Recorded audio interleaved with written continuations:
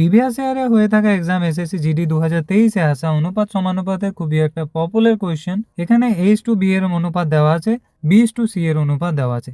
এখান থেকে আমাদেরকে A+B আর B+C এর অনুপাত বের করতে হবে। প্রথমে আমরা কি করব না A/B/C এর অনুপাত বের করে নেব। তোমরা নিজেরা যে নিয়ম জানো সেই নিয়মকে কাজে লাগিয়ে A/B/C এর অনুপাত বের করতে পারো। আমি একটা নির্দিষ্ট নিয়ম দেখাচ্ছি, আরও অনেক নিয়ম হয়, কিন্তু বেশিরভাগ ক্ষেত্রে আমরা এই নিয়মটাই ফলো করি। কি না দেখো A/B 2:3 দেওয়া আছে, সি এর জায়গাটা ফাঁকা, আবার B/C এর অনুপাত দেওয়া আছে 4:5। বোঝা গেল? তাহলে এ জায়গাটা ফাঁকা, এখানে এ জায়গাটা ফাঁকা আছে, তাই পরের সংখ্যাটা বসিয়ে দিই, মানে এখানে আমরা 4 বসিয়ে দিই। আর এখানে সি এর জায়গাটা ফাঁকা আছে, তাই তার আগের সংখ্যাটা বসিয়ে দেবো, অর্থাৎ সি এর জায়গায় এখানে 3 বসিয়ে দেবো। এগুলো বসানোর অর্থ এই যে তবেই A/B/C এর অনুপাত ঠিকঠাক আসবে। দেখো 4 আর 2 গুণ করলে হয় 8, অনুপাত চিহ্ন 4 3 12, অনুপাত চিহ্ন 3 5 15। বোঝা গেল?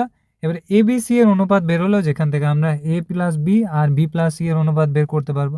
দেখো এর মান এখানে 8 দেওয়া আছে, তাহলে 8 প্লাস B এর মান 12 দেওয়া আছে, নিচে হয়ে যাবে B+C, মানে B এর মান 12 দেওয়া আছে আর C এর মান 15 দেওয়া আছে। তাহলে 8 আর 12 যোগ করলে কত হয় 20, আর নিচে হয়ে যাবে 15 আর 12 যোগ করলে হয় 27। তাহলে দেখো কোনো কিছু কাটাকাটি হবে না, তাই A+B আর B+C এর অনুপাত হয়ে যাবে 20:27। 20:27 কোন অপশানে আছে? তোমরা দেখতে পাচ্ছ একটা অপশানে আছে, অপশান এতে, তাই অপশান এটাই হয়ে যাবে কোয়েশ্চেনের সঠিক উত্তর।